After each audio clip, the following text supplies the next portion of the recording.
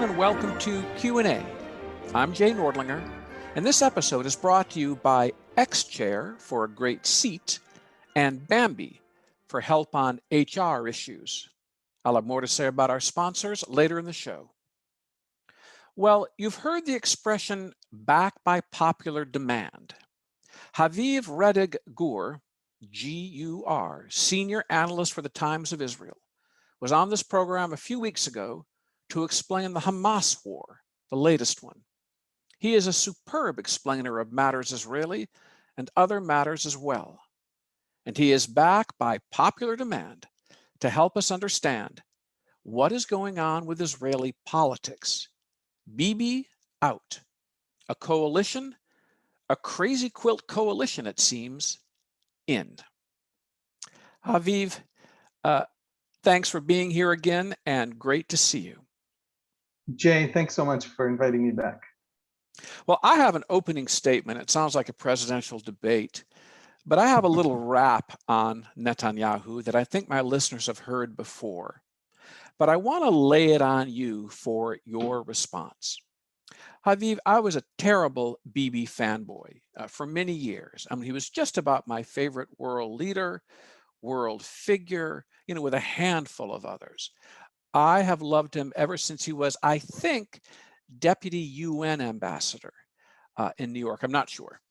I watched him on a show called Nightline. Yeah.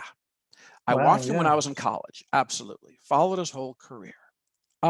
So diehard Bibiite. And yet, I do believe that some people stay too long and they start to blend the idea of the nation with themselves. The fate of the nation depends on me. And if that's true, the nation is in pretty sorry shape. There's not much of a future because human beings come and go. I heard about corruption, including from Bibi-friendly people. I heard that he had suppressed potential rivals or successors in the Likud, driving them out, so on and so forth. And I found myself wishing that this guy I admired so much would leave the stage and make way for other leaders, maybe in his mold. There's always a touch of ego, or more than a touch, in politics. I think ambition and ego are not necessarily bad things. Lincoln's law partner, I believe Mr. Herndon, said that Lincoln's ambition was a little engine that never rested. So I'm not anti-politician, but I must say that as one of the original, I would say, Bibi fans, I've been a little bit, what's the word? Sad about recent years. So I'm going to shut up. That's the end of my opening statement. And you take any of this that you want. There's a great deal to unpack there. And I have to confess right off the bat that I share a great deal of your admiration for him. There are things that he has done for this country. Leave aside the branding, the marketing, the political campaigning. He has worked for decades as a professional salesman, essentially selling himself. That's what politicians are, and that's fantastic. And the alternative is dictatorship. And so I'm a supporter of political campaigns. But it creates a halo, it creates a brand, it creates, as you call it, fanboys. And it's not a bad thing. People who were just deeply in love with Churchill or, excuse me, or FDR or Reagan. Reagan had the same problem, if problem that was, yeah. Mm-hmm. Yeah, but these are. And Haviv, I must say with Reagan, maybe with Reagan, I have to tell you, I said I would shut up, but I loved him, yes. But even more, I hated his enemies. There's a lot of that in life. Yeah.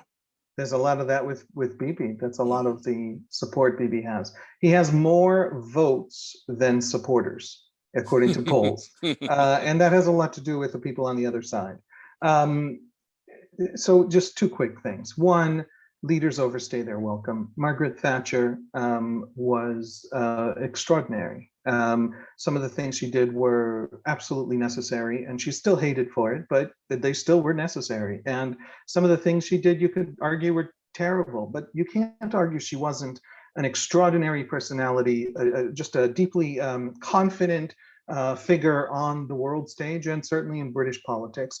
And then toward the end, this unbeatable woman who could not be defeated at the ballot box was essentially ousted by her own party. And that's essentially what happened with Netanyahu as well. But it's David Ben-Gurion. Never mind what Netanyahu did for Israel. Netanyahu freed up a lot of the Israeli economy. Netanyahu allowed, in the 90s when he was prime minister for the first time, he lifted currency restrictions that are hard to even explain to Americans because they're so socialist. You wouldn't even, it's hard to imagine. You couldn't transfer more than, I forget the number, something on the order of $10,000 at a time in and out of the country. You couldn't buy a $3 billion Israeli startup. You couldn't invest in any serious way in the Israeli economy. The high-tech boom that was to follow it wasn't caused by the freeing of the currency controls, but it certainly could have been choked and prevented by them. And Netanyahu did that as a measure, as an economic measure. The man has a master's degree from MIT. He thinks of himself as an economist and a steward of the Israeli economy. And he did things for the Israeli economy that are phenomenal. Incidentally, our military power is deeply, deeply grounded in our economic efficiency, in our economic growth, and in our democracy. I mean, I don't even mean that as an ethical point, that as a de Tocqueville sort of meditation on freedom. I mean that in the simplest sense. I was an infantryman in an infantry platoon, and my commanding officer, the commander of the platoon, the lieutenant, is at the front of the group of 30 to 40 guys and has the same gun we have and is the first to die in battle because he's the one who stands up and charges first, and we follow him into the battle. That's the Israeli battle doctrine. In the Syrian army, the officer is from a different ethnic group to the enlisted men. He's in, and one of his key jobs is to make sure his men don't run, essentially by threatening to shoot them. The army that a democracy builds is a better army. The fact that our generals have to apologize and visit the mothers of the soldiers who die under their command. They don't apologize if it's a death in battle, but they do apologize if it's, for example, an accident where a tank overturned because safety, measures weren't taken. That makes our army much stronger. So our military prowess and our ability to just handle a battlefield and our ability to afford a Mossad that is the second largest intelligence agency in the world, second only to the CIA, is a function of our democracy, our economy, our free market, all of these things. Netanyahu has been the great champion of these things in Israel for the last 20 years. David Ben-Gurion still did more than him. He founded the state. He built the fundamental institutions. We have this world-class healthcare system. He built it. He built the first version of it. It's been, we've been through several cycles of major reforms, but he built it. David Ben-Gurion ends his first term as prime minister in 1960. His first, very long term as prime minister until 1963. And he is essentially run out of his party, the Mapai party. He is the founder of the state, acknowledged by all. And when he comes back, he doesn't want to come back on the old party, which really won't have him, certainly not as its new leader. And so he runs on his own party in 1969. David Ben-Gurion himself wins 4 seats out of 120 in 1969. And so David Ben-Gurion overstayed his welcome. And his own constituency, that center left, which in the 60s is the majority of Israel, doesn't want him. And he has these embarrassing, showing at the 1969 election. It's true of democratic leaders, even if they do great things, and even if they are great, and even if they're extraordinary, it gets tiring. And I think that's very healthy. I think the fact that Netanyahu had 12 years and now can't muster together a right-wing coalition to support him, even though the right has a majority in parliament, is healthy. It was true of Ben-Gurion. It was true of Margaret Thatcher. I share the admiration. I'm also glad that we are a culture and a system that ushers these people out the door if they don't have the wisdom to resign a little earlier, ignominiously. Well, you awakened so many points, Havi. First on Thatcher. She told Charles Moore, her authorized biographer, that she'd wanted to title her memoirs Undefeated. It was very important to her that she was not defeated at the polls, that she was ousted by her own party. But yeah, even some of the old Thatcherites were sick of her at the end. And, I had almost forgotten that first Netanyahu premiership, if I can put it that way, in the 90s. Are you too young to have known the great David Barlan, the pianist press secretary? Heard of him, but I didn't know him. I was in high school in the late 90s. Marvelous man, wonderful pianist.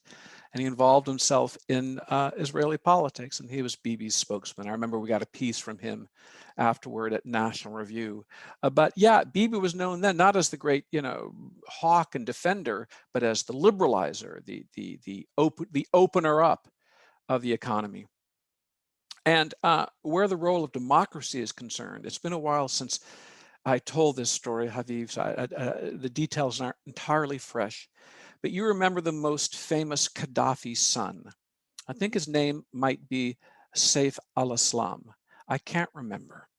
Yeah, Saif is a sword. Yeah, the sword of Islam is his name. Mm-hmm. I think there's another Saif Gaddafi son.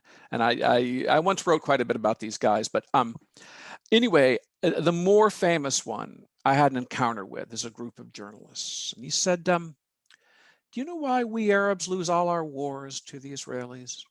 Why we all wanted? Because Israel's democracy and we are not. Therefore, so for example, in our societies, the worst officer will become chief of staff of the army because he's no threat to stage a coup. But in the Israeli democracy, promotion is based on merit and so on. Therefore, in order to beat the Israelis, we must become democratic or more democratic.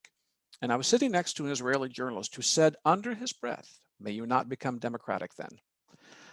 So an interesting connection between military capability and democracy. Haviv, Ben-Gurion, he's a human being. He was honored, indeed adulated. People went to sit at his feet, including some people I know. And yet it's very, very hard for some people to get off the stage. Is it true, from what I hear, I'm not a student of Israeli politics, that Bibi didn't want any potential successors under him and drove them out and sort of stunted or tried to suppress talent beneath him because he heard footsteps? Bibi is a very unsentimental political actor. Everything was done with all the calculations intact. In other words, his opponents accuse him of making decisions on national security, but actually, influencing his national security decisions based on his political needs. So, leaking things about the Iran exploits of the Mossad because he was in the middle of an election campaign and could take credit for them, even if it meant hurting national security. So he was accused of that. I'm not taking a side on that, but that's an accusation leveled at him. But people who know him very, very well say that what Bibi actually was a man who believed that every moment and every act and every maneuver and every political opportunity, all these things come together all at once. In other words, of course you think about politics when you think about national security. And of course you think about national security when you're dealing with your political wheeling and dealing. And of course you think about all of it all at once. And if people don't grasp that, right? All of the sort of pearl clutching and moralizing and posturing, he has very little patience for. So as he looked at his own party and he saw over the years people rising up the ranks, very ambitious young people who wanted to replace him, he looked at them and he said, good luck to them. My job is to stay on top, right? And if you don't grasp that, you're in the wrong game. It's this very unsentimental, and he would do whatever it took. He would change the rules of the party. He would eventually drive them out. He would, turn against them in the primaries and really campaign against them in the party primaries. Eventually, demolish them. People could only rise in the ranks of Likud under Netanyahu if they were servants. And they acted like servants, and they constantly praised him, and they constantly supported him, and they never challenged him. And that's a reality that's always been there, and he doesn't apologize for it, because he thinks that if you need If you think that politics is anything other than cruel and ruthless, then you are not the right blood for politics. You don't understand what politics is. It's Machiavellian, but in a good way, right? Machiavelli wanted ruthless princes because he wanted stability. And moralizing tends to destabilize, right? As opposed to self-interest, which tends to be much more stable. So that was Netanyahu's view of his own. Yes, the answer is yes. He was at the top of the Likud, and he prevented people from rising up. And he slowly, I would even say, ate away at the power of the party institutions, at the meaningfulness of party institutions. There's a central committee, but it doesn't actually have much power. There's a Likud secretariat that used to be these used to be power centers within the party with many different leaders vying for party leadership. They're all essentially neutralized and erased under Netanyahu, and it's very, very hard. He just failed to win 4 consecutive elections, and nobody still has been able to find a way to actually challenge him because the party itself just doesn't have power centers beyond him anymore.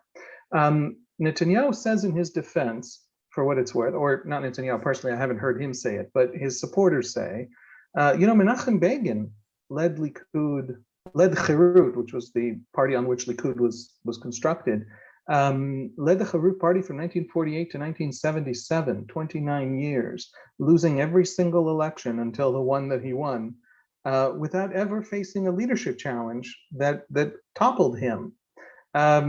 Nobody remembers that as Menachem Begin, being this terrible egomaniac leader who refused to step aside, couldn't take a hint after 29 years. People remember him as the opposite, as someone who persevered and showed resilience. I love Begin stories, and we could trade them all day, but I wonder if you know this story from America, that Irving Kristol and Norman Podhoretz and a few others are meeting with Jesse Helms, who is anti-Israel and particularly anti-Begin. And the guy said to him, think of him as the Jesse Helms of Israel. He's despised by the major newspaper. He's despised by the elites, thought of as just a right-wing rabble-rouser. And at this, Helms smiled. Anyway, it's just a memory of mine from long ago. I want to ask you about the corruption charges against Netanyahu. And, I understand that there are legal cases. But in your view, from what you know, are these trumped up by his many enemies, or are they valid? I don't have an easy answer for that because I don't have an easy answer for myself. And I find that very troubling. I'll tell you what I don't think it is. I don't think it's a smoking room conspiracy to bring him down. I don't think it's a bunch of people, going with their, touching their fingers to each other, plotting, behind the dark, curtains or whatever to topple him. There are too many people who would have to be involved in that conspiracy, and there's a whole lot of unethical behavior on his part. But there is a very convincing and serious argument made by conservative legal analysts in Israel who say that just on the substance of what he's accused of, the idea that trading good media coverage, the most serious accusation, trading, regulatory decisions for positive media coverage is a bribe. That's the claim by the prosecutors, but that sounds an awful lot like what a politician does when they make a regulatory decision in order to be popular, which an elected politician is often expected to do. Where's the line? When is good media coverage in exchange for doing something that the media is arguing that you need to be doing? When does that become bribery? It's a line that's not clear. No prime minister has ever been brought up on charges in any democratic country of bribery for media coverage. That's something that's completely innovative in the Israeli system, and they invented it for the purposes of bringing down, of putting a sitting prime minister on trial who would be brought down if he's convicted. And so I share the conservative critique that even if the prosecutors believe that this was genuinely unethical, and if the prosecutors are right on the facts, then there was really an unethical behavior by Netanyahu. I mean, he really stretched this to a bad place. If they're right on the facts, and of course this is before a court, and the court will hear more than I will ever hear. But you don't innovate. You don't examine the boundaries of breach of trust and bribery laws on brand new, unprecedented cases with a sitting prime minister. Do you know what I mean? If you're going to indict a sitting prime minister, you had better be doing something very, very within the lanes, within the markers of case law, and he better have done something that 500 courts in the past have all ruled is because you are interfering with the democratic process. Ladies and gentlemen, I'm Jay Nordlinger doing Q&A with Haviv Rettig Gur of the Times of Israel. Back after this word from our sponsor, a new one and a good one, X-Chair. There is a new member of my household, an office chair. It feels good and looks great. Sheer class, as we used to say.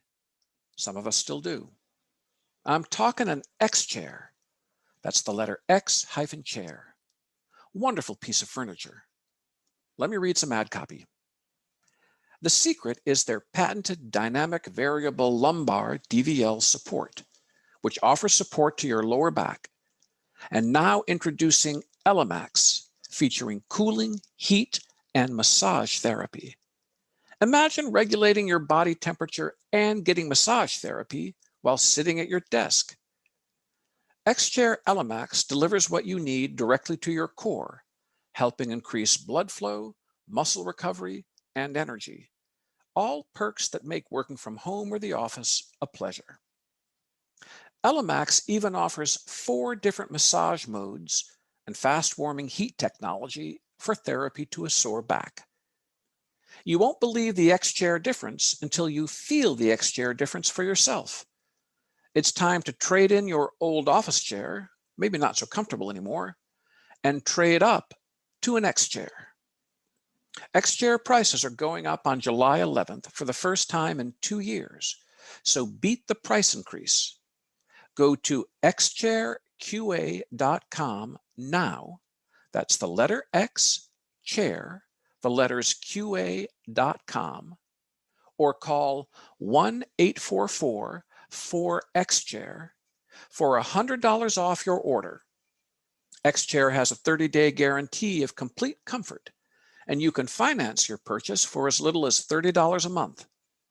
Go to xchairqa.com now and use code XWheels for free X-Wheel blade casters. xchairqa.com. Welcome back, everyone, to Q&A. I'm Jay Nordlinger, speaking with the Israeli journalist from the Times of Israel, Haviv Rettig Gur. Haviv, you remember l'état c'est moi.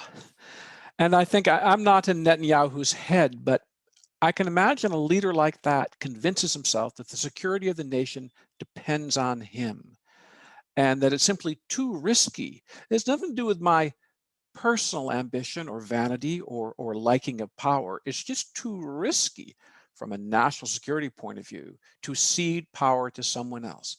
The security, the viability, the very survival perhaps of the state depends on me and my leadership. I wonder if Netanyahu succumbed to some of that and sincerely believed it. That's exactly my sense of it. I think he does sincerely believe it. I think he believes he's indispensable.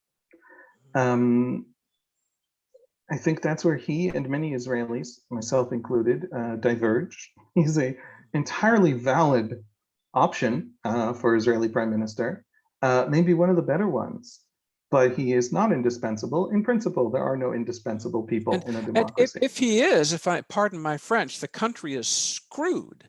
Yes, the country is screwed. Mortals come and go. And you had to do without the founding generation. We had to do without Washington. We had to do without, blah, blah, blah. I mean, for goodness sake. Right. And no, so the argument against Netanyahu really is that he saw himself as so indispensable that he failed to build the system that would make him less indispensable, that would make him dispensable, right? Which is to say, the gutting of Likud institutions, the constant purges of people, purges is too strong a word, but the forcing out of the party of people who might challenge him, made Likud a weaker party. Likud used to be full of intellectuals and thinkers and legislators who had real deep insights. There used to be big debates in Likud between economic liberals and labor unions. There were labor unions inside Likud. There still are. There used to be rich, interesting debates. There are no rich, interesting debates after 12 years. In my introduction, Haviv, I think I used this term crazy quilt to describe the incoming or now governing coalition. Tell me about this quilt and the patches of it in this coalition. Give me an overview of this strange tribe or clutch of tribes. I think clutch of tribes is exactly what I would call it. Israeli politics, Israeli coalition politics, really all tribes come to the table and try and work out a modus vivendi that isn't Lebanon, or that isn't Iraq. It's, if you want to understand Israel and you want to understand this new government, and to an important degree, I think also the last government and Netanyahu's own success as an Israeli politician, it's really helpful to think of us as an Arab country. Because first of all, half of us come from half of the Jews come from the Arab world. All of the Arabs come from the Arab world. Arabs, yeah. Right. So so you're already at 65% of the population or 70% of the population. And that's a good reason. That's reason enough to think of this country as an Arab country. Yeah, it ain't the exact equivalent of Scarsdale, New York, if I may. Not exactly. Yeah, I understand. Some overlap, but not exactly. Sure. There's some kosher delis in both places. But it helps because just like Lebanon, well, I mean, the parallels are astounding and from top to bottom. I mean, when Israeli secular Jews who don't want to marry in the state rabbinate, for reasons any healthy person wouldn't want to marry in a state religious institution, fly to Cyprus to have a civil marriage, because we don't have a civil marriage in Israel, and they sit outside the city hall in Larnaca, waiting for the hour-long process of getting married. And then by international law, you're recognized, and by treaty, Israel recognizes you as civil married without the rabbinate. As they're sitting in the waiting room in City Hall in Cyprus, they actually are sitting next to couples from Lebanon who have the exact same Ottoman inherited religious legal system, what they called the millet system in the Ottoman Empire. And their country is divided between Sunni and Shia and Christian and Druze. And they each have their own legal systems and personal family law and personal status law. It is exactly the same. It is. I will tell you this, Haviv Rediger, you are a journalist with the soul of an anthropologist. I sometimes think the same of me, an old anthro major. That's amazing. Really, every time I see anthropology articles come down the pipeline, I'm in love. So I that's my other life. You're the soul of an anthropologist. Yes. They sit outside this city hall and they met for the same reason. I think the point is that Israel is a country made up of really divergent tribes. In ways that, even though America really, I think, has divided into tribes, maybe more than 2, maybe 7, I don't know, but where different parts of America have trouble comprehending the sort of mental world of the other parts, and that causes a lot of tension and anger. I would say that my experience of Israel is greater than my experience of America, but I know a thing or two about the American experience. I would say that in Israel, we have that in order of magnitude more. In other words, to be a Haredi Israeli, an ultra-Orthodox Israeli, deep inside an ultra-Orthodox city, they live apart in their own cities by and large, and to be a secular, modern Israeli Jew, and to be a Bedouin Israeli from the southern Negev who's married to 3 wives, and just lives off the grid, just literally lives off the grid, and to be a Arab Christian doctor in Haifa at the Technion, one of the finest technical schools in the world. And just the gaps within the Arab community, within the Jewish community and culture are so vast that we are very different tribes. And when you look at our Knesset, one of the fascinating things about our Knesset, because the entire country is a single district, and we don't vote for individuals, we vote for party lists. The parties that end up going to the Knesset represent those cultural tribes, and they represent them exactly according to the electorate, right? It's one-to-one almost. And so the Sephardi ultra-Orthodox party Shas sits in the Knesset, and the Ashkenazi ultra-Orthodox party, United Torah Judaism, sits in the Knesset. And they work a lot together because they're both ultra-Orthodox, but they also don't always work together because one is Sephardi and one is Ashkenazi, and that matters to them because it's not just about the fact that they share policies. It's also about the fact that they represent different tribes. Israel's coalition table is the place where the tribes all come together to sort out how we're going to run this country, how we're going to divide up the spoils, how we're going to divide up, the public purse, the public space. In Tel Aviv, there are stores that are open on the Sabbath. In Bnei Brak, there aren't. There are parts of Jerusalem where there are non-kosher restaurants open on the Sabbath. And there are parts of Jerusalem where the police shut the roads so that no one can accidentally drive through them because those are the ultra-Orthodox parts of Jerusalem. And so we have this communitarian belief that each tribe gets to live its own life. And around the coalition table, they come together to sort out how that all works. One of the reasons we have the most powerful court, I think, in the free world is that one of the court's functions is to be the arbiter of that tribal tug of war that's always happening on questions of religion and state. It tries to let every tribe live their tribal life. That's one of the reasons we don't have a constitution. Nobody knows how to write it to that tribal reality.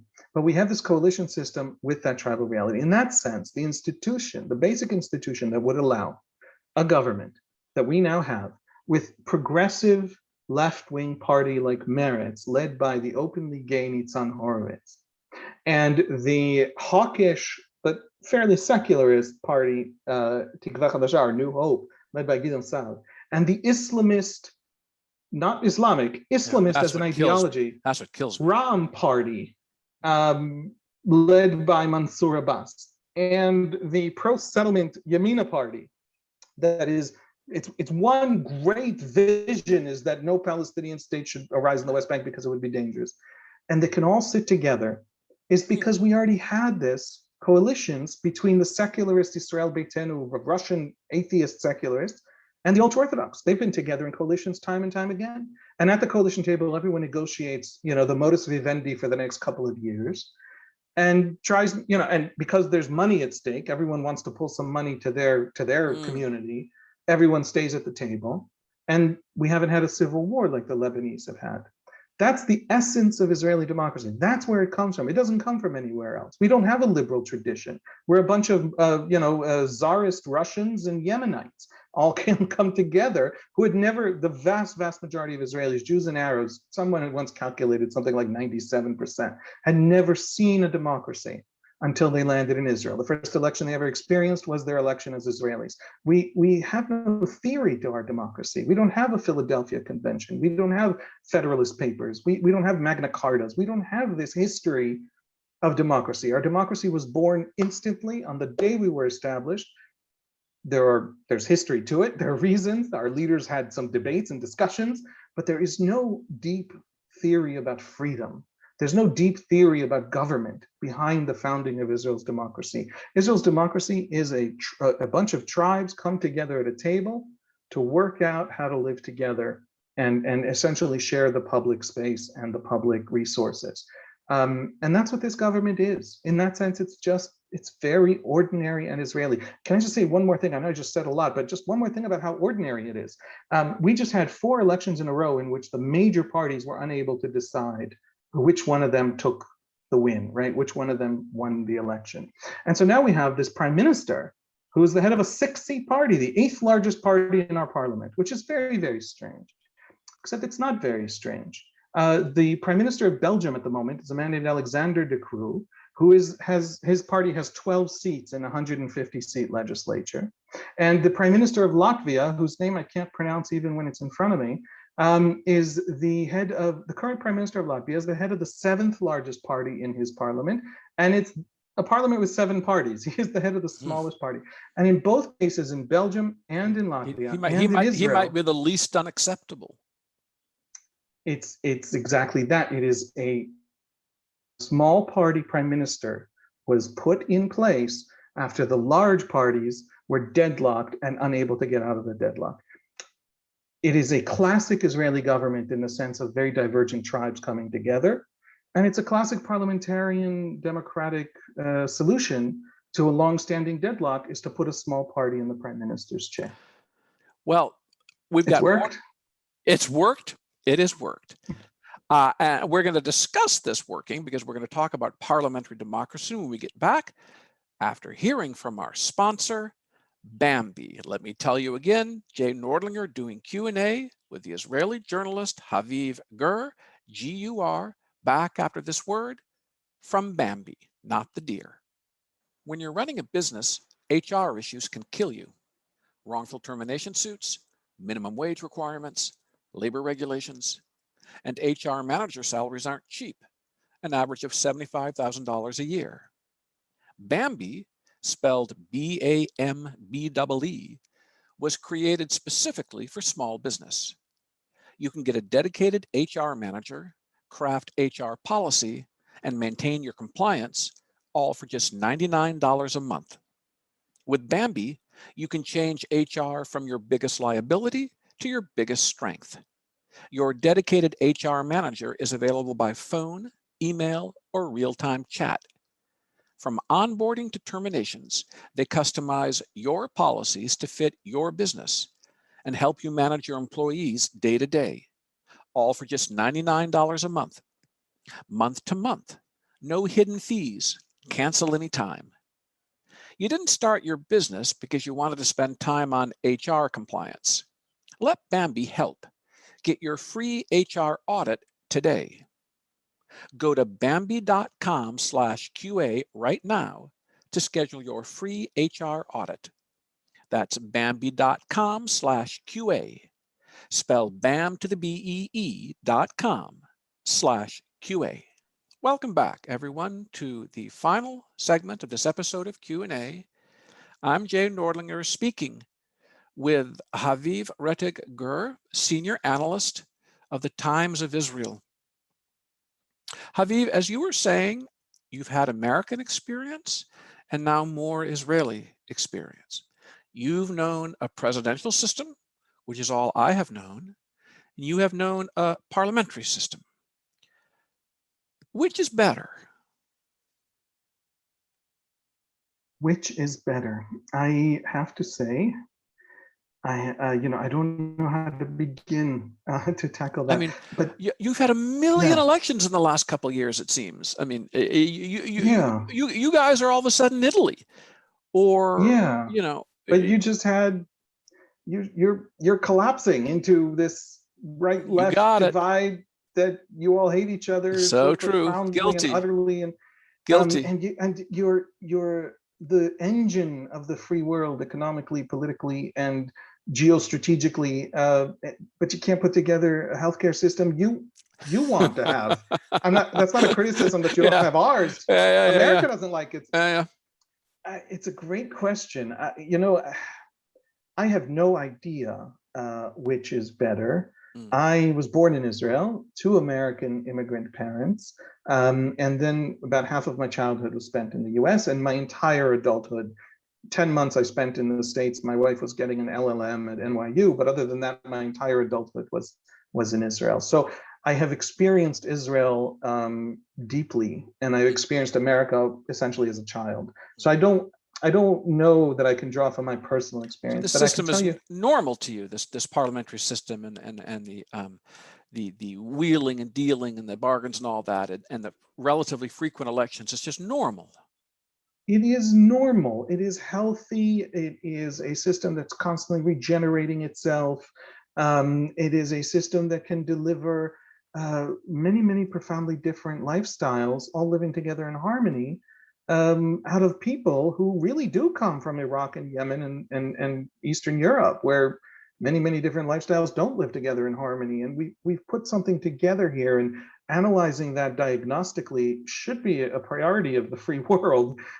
Why do the Arabs in Israel, Arabs I include half the Jews, have a great functioning democracy that can survive all of these terrible, catastrophes and disasters and emergencies, and the Arabs next door in Lebanon or Egypt can't, right? And I think that I'm a big believer in systems. I think that there are systems to pull out of what the Israelis built unconsciously. They didn't know they would go on to become this incredibly powerful and free and capable society, but they did build something, and we should learn it and study it so that we can think about replicating it. Political systems are as complex as biological machines. I mean, they're impossible to simplify, but they are nevertheless, you can learn them, and you can build medicine, and just like with biological systems, you can pull medicine out of studying a biological system. You can pull best practices out of a political one, and I think Israel should be an example to the Arab world. And if they weren't so worked up with all of the politics, they would be learning. In other words,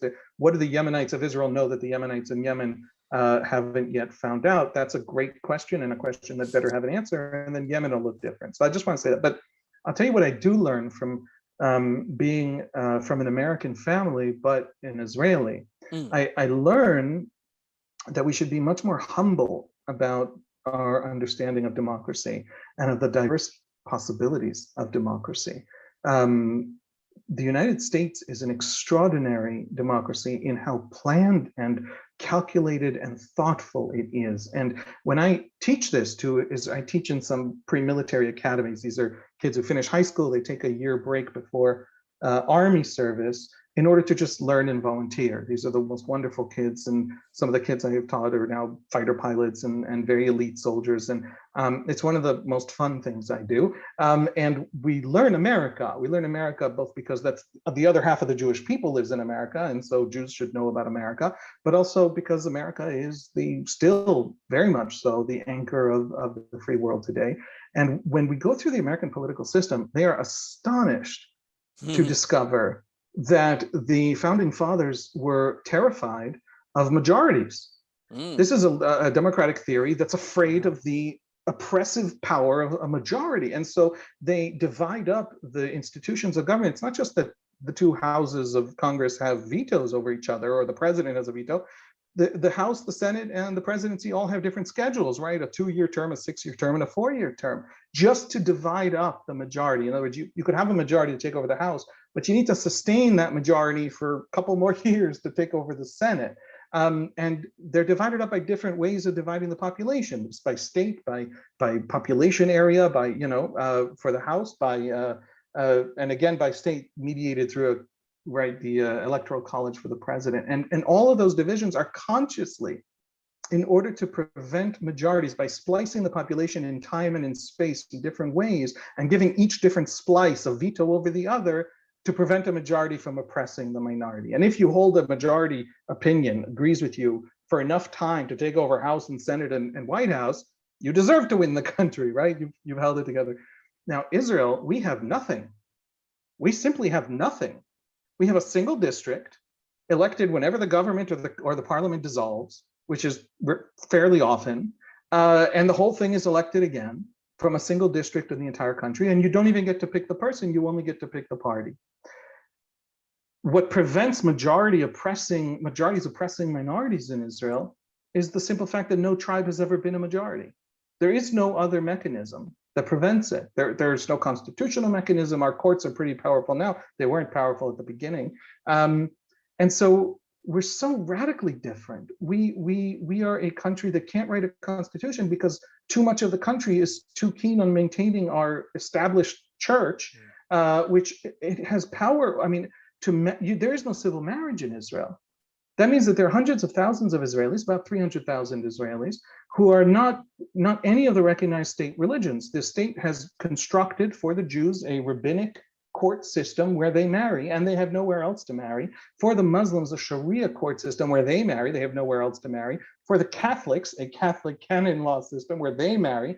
But Protestants have nowhere to marry in Israel under the Israeli system because before the state was founded, they just married in the British mandatory court because that was a Protestant court. So we have this strange system nobody likes. Nobody knows how to reform because no tribe is willing to lose ground if the Pandora's box is opened and we start writing a constitution.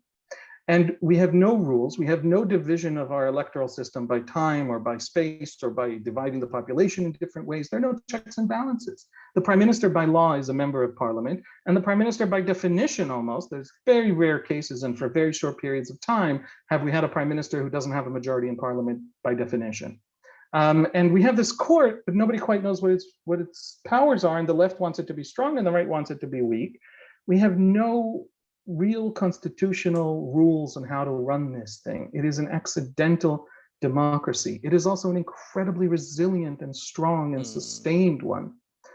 And I say all that just to say, you can have this incredible planned constitution. In an American high school, they teach you that our constitution and the institutions and our belief and loyalty to that constitution is the source of our freedom. And then you come to Israel and you discover you can have freedom without any of those things. And that makes me very humble. I don't know. Yeah. When you were speaking about how it all holds together, I thought of a phrase from our past. I think it was Fred Fielding who hosted a TV series here in America on the Constitution called That Delicate Balance. And the Israeli balance seems to me awfully delicate as well. But as we've said, it's working. Without a majority tribe, right? Why did American democracy? I don't agree that it's delicate. Everyone says it's delicate, and Thomas Jefferson taught us that it's always delicate, and we should always be afraid that it's fragile. And maybe that's a healthy way to think, but it's not delicate. America had a civil war and kept its democracy. America had all of Jim Crow ending in the civil rights situation, and Vietnam and all the cultural upheavals. And America right now is going through these profound and absolutely excruciating cultural upheaval, which I, as a foreigner, don't entirely understand, I have to admit, but I can clearly see that it's hurting. And the democracy itself is absolutely firm. It's made out of titanium. It's going nowhere. And so it's more resilient than any particular American subculture being on the ascendant. It's more resilient than any particular theory, conservative or liberal. It will survive, the critical race theory revolution, if that's what it is. It will survive, the conservative backlash, if there is one. It's incredibly resilient. We have been a country at war every minute of our existence. We have been a country torn into pieces ethnically among the Jews. And when we're not at war among the Jews, we're at war with the Arabs, including inside the country. We're deeply fractured. We're deeply divided. We've made every mistake in the book. We've made mistakes that even Israel's worst critics have never heard of. Sometimes I tell them just to make them feel good. And it's resilient. Why? Why are we? What is the source of democracy? This is not a small question. The Arab world would love an answer to that question. And if both Israel and America can be democracies, we don't understand democracy. I wonder, before we go, a few more things, whether you could give us a picture, draw us a portrait of this Naftali Bennett. And starting with his name, what seems is it a Hebrew first name and an English last name? His family is from San Francisco, his parents. They immigrated to Israel in 1967, just after the war. So that's an American name. It presumably, I don't know the etymology, but sounds vaguely German to me. Naphtali is a biblical Hebrew name. It's one of the tribes of Israel. And I've been asked a lot to give a portrait of the man. And one of the fascinating things about him is that that's very hard to do. That says a lot. Yeah, he's a complicated man. He's a kind of right-winger, is he not? He's very right-wing and very proud of being liberal and right-wing nationalist and also extremely liberal. He's a man who has been many things and the opposite of those things. He has had several careers. He has there's a sort of rule of thumb about him so far. He's 49, not an old man, but he's had these 6-year careers, and they've been wildly successful 6-year careers, but he keeps having 6-year careers. So he finishes high school and he tries out, this son of American immigrants, he grows up in the city of Haifa, northern Israeli city, very liberal, very secular, mixed Arab Jewish. And he tries out for the most elite unit of the Israeli army, Seyeret Matkal. He makes it into the unit. He passes the grueling tests to get in, which is extraordinary. It's also a legacy unit. Whose brothers or fathers were in the unit tend to get in. And he's the brother and father of nobody. His parents are immigrants. I mean, nobody in the most wonderful sense. I gotcha. Yeah. But that's an extraordinary thing to happen to an 18-year-old. He serves in the army for 6 years, an elite soldier. He goes out to officer school, becomes an officer, leads these daring missions. 6 years after he enters the army at the age of 26 or 27, we find him in Manhattan. He's out of the army. He establishes a company called Sayota. 6 years later, he sells Sayota for $145 million. And the following year, in 2006, he's back in Israel. There's the Lebanon War. The second Lebanon War is on. He's back in the army as a reservist in a unit called Maglan, a reconnaissance unit, a very, very elite reconnaissance unit. He's behind enemy lines in South Lebanon, hunting Hezbollah rocket launchers. That was a war that was handled very badly by the government at the time. At least that's how Israelis viewed it at the time. And he resolves from experiencing that, the real chaos in the military high command and the political echelon, he resolves to enter politics and fix everything that he believed he experienced as broken. Within 6 months, we find him chief of staff of then opposition leader Benjamin Netanyahu in the Knesset. He has a falling out with Netanyahu about a year and a half later. In 2008, he leaves. He spends about a year at another company. This is 2008. 5.5 years later, that company sells for over $100 million. 2008, he's CEO of this company. By 2010, he is now appointed in January 2010 the Director General of the Yesha Council, which is the umbrella advocacy group for West Bank settlements. He's a very right-wing supporter of settlements. 2010 is a fascinating year because Benjamin Netanyahu is facing tremendous pressure from the Obama administration to freeze settlements as a goodwill gesture to get the peace talks underway. Netanyahu freezes settlement construction for 10 months. Bennett, 2 years ago, his chief of staff, is the chief advocate of settlements, and they have this, head-to-head, grudge match in Israeli media. He calls for Netanyahu to resign, etc. He doesn't last very long in the Yesha Council. He doesn't last very long anywhere, but he's tremendously successful everywhere he goes. In 2012, he runs in the primary for the Religious Zionist Jewish Home Party. He wins by 60-70%. I mean, he wins a landslide. In 2013, he leads that party to, I think, an unprecedented, or at least for several decades, unprecedented 12 seats. He enters parliament in 2013 for the first time and immediately becomes the economy minister under Netanyahu, with a lot of tension with Netanyahu. He lasts until 2018 when he leaves Jewish Home, founds his own party, and again, 6-year period as head of Jewish Home. And he founds his own party. In the April 2019 election, he actually fails to win a seat in parliament. His party crashes out of parliament. But then luckily, there are 3 more consecutive elections. And 2 years after failing to get in with a single seat, he's the head of a 6-seat party and prime minister who actually ousts Netanyahu. That's the arc. It's you can say a few things about him. He's a big, he's an entrepreneur in his soul. He is fast moving. He is committed and profoundly, incredibly confident. When Netanyahu looks at him and sees an amateur, a dilettante, Netanyahu has some reason for saying that. He's not a deep, experienced man, but he's this incredibly fast-moving doer, and he's now the head of a coalition that's running Israel. That's one heck of a dizzying life. Yes. What are the odds that Bibi will come back as PM? There's a big debate about that in Israel now. People wiser than I believe he's definitely coming back. Likud is not going to oust him. He's perfectly committed to staying. His father was lived until, I believe, 102. He's only 72, so there's 3 decades more of work in his future. And he's still loved. He's still loved by nearly half of the electorate, which is, of course, that nearly has been his problem. But so he's not going anywhere. That's the view of many analysts and pundits.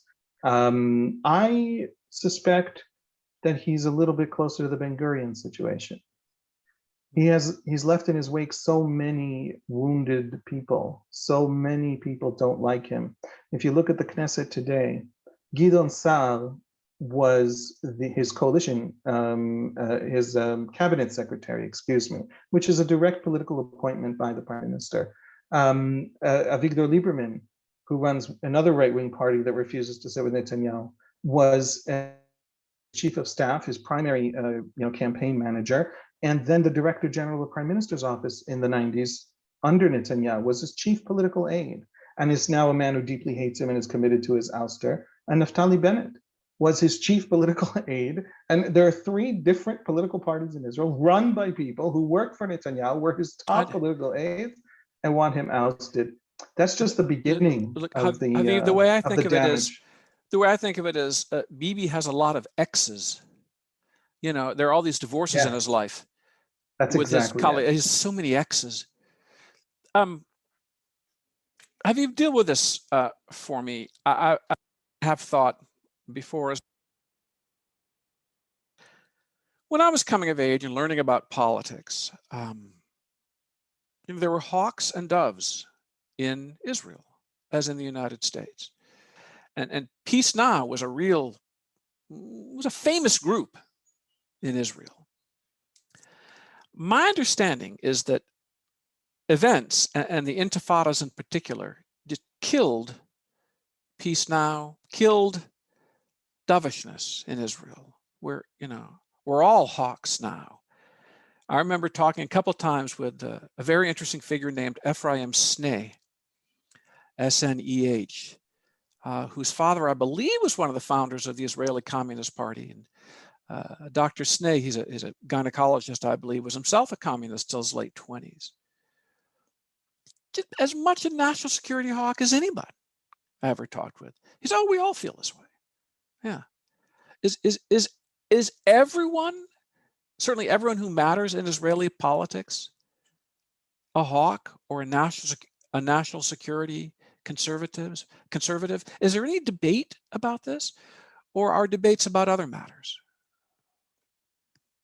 There used to be a very intense debate in the 90s between a narrative that the Israeli left had, that if we give them, the Palestinians, the thing they are asking for, the thing we owe them, independence from us, freedom, not to be ruled by the Israeli military. If we give them that thing that we owe them, then they will give us the only thing we want from them, which is essentially to leave us alone. But some people call it peace, some people call it security. It's not a different thing.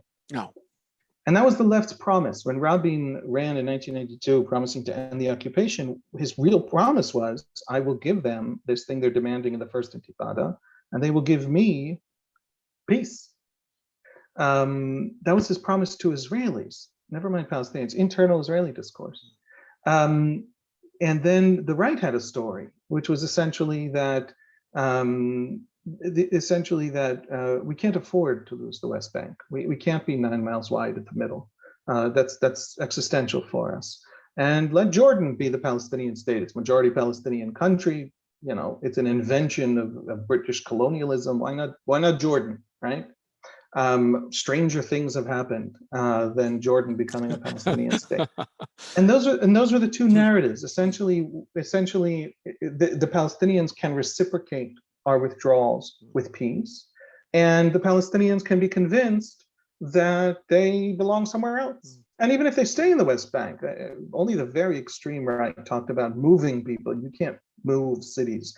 But they would have citizenship in Jordan, permanent residence in what would become Israel in the West Bank. And those are the 2, broadly speaking, these are complicated debates, but broadly speaking, those are these 2 reasonable visions to the people advancing them. And then came the Second Intifada. The Second Intifada, which the Israelis was many things all at once, but to the Israeli experience, it was a wave of 140 suicide bombings over 3 years that shattered both narratives in an important sense. It shattered the narrative of the left that said that they can reciprocate with peace. We're 29 years out from, the Oslo process beginning. So today it's obvious, it's taken for granted that it was a ridiculous idea and it was doomed to failure. But in 2000, when the suicide bombing wave begins, it wasn't ridiculous. It was in 1982 there was Rabin wins the election. 93 is the first agreement. 95 is the second agreement. It's passed in the Knesset. The Palestinian Authority is established.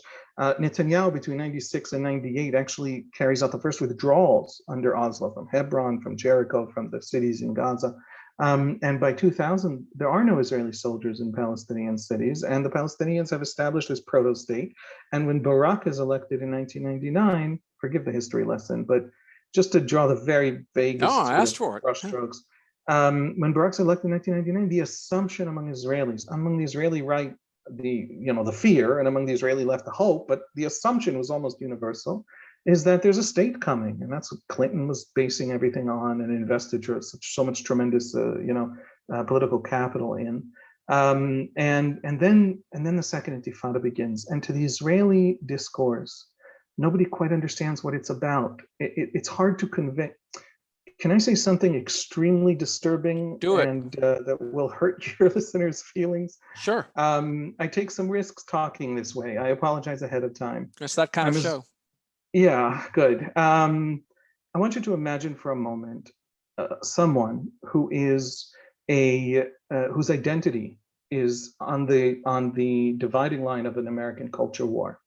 And it's a tragedy that people's identities are dividing lines in culture wars, but it happens. And let's imagine that kind of a person. I'm going to use one. I apologize for being cartoonish. An immigrant from Latin America, an immigrant from Mexico.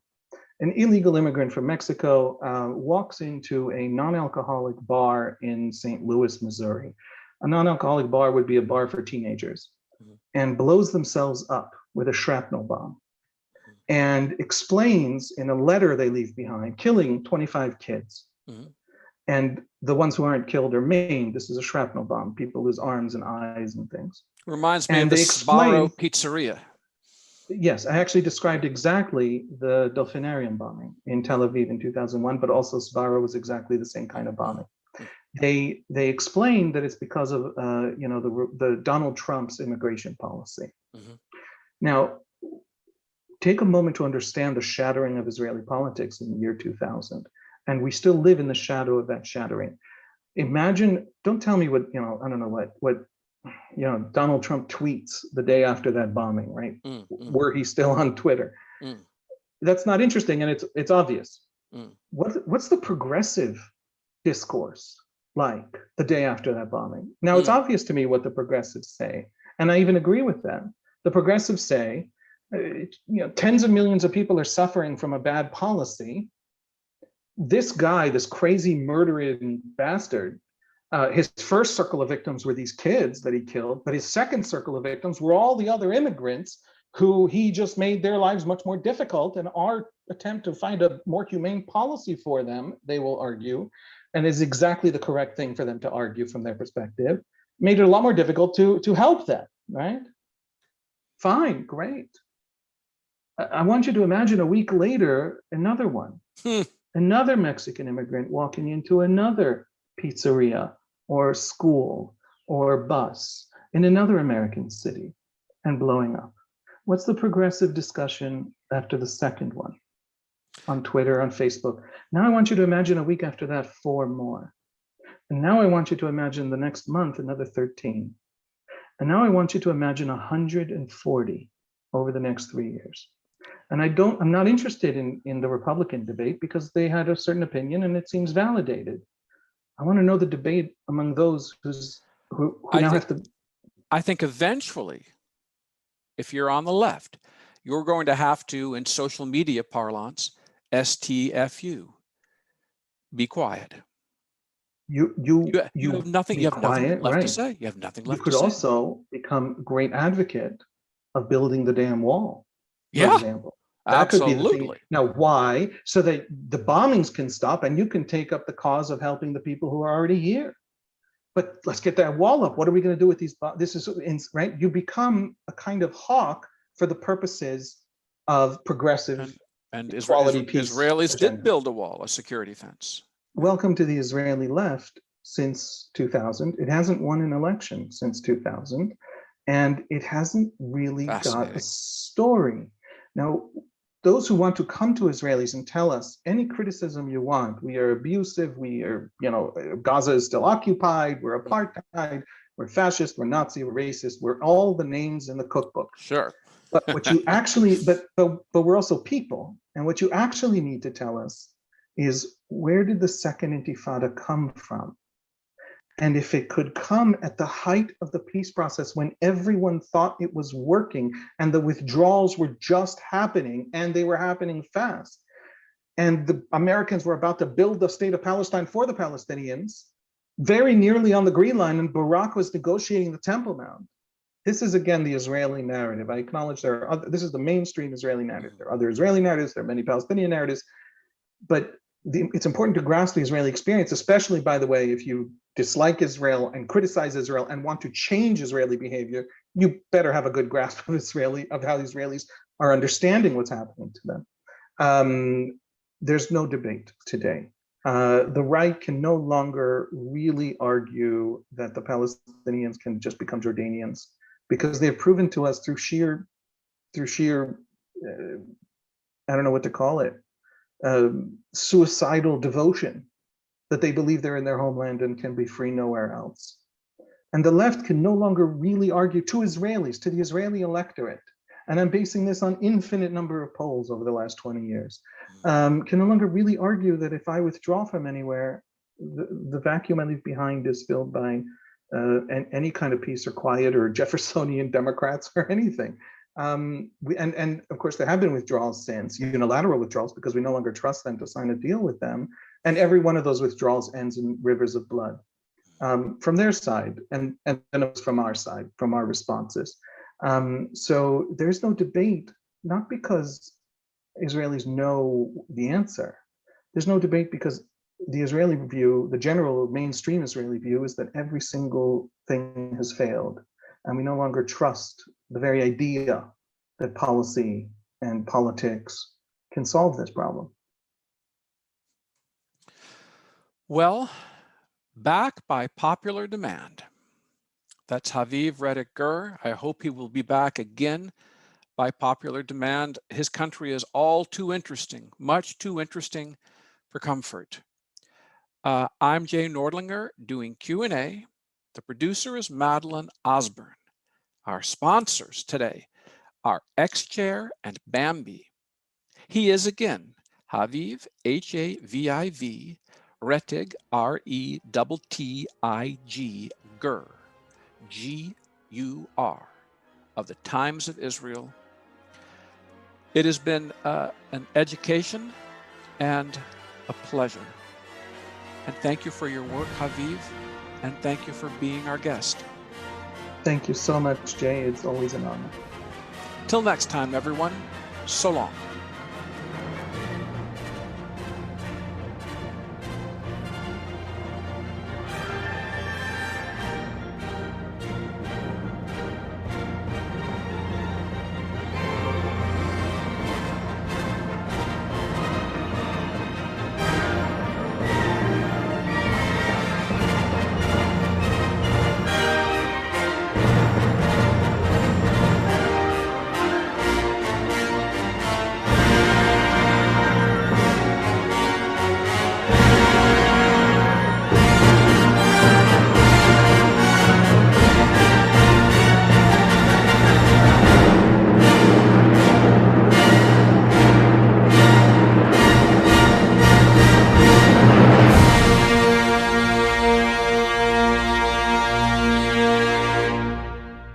Ricochet.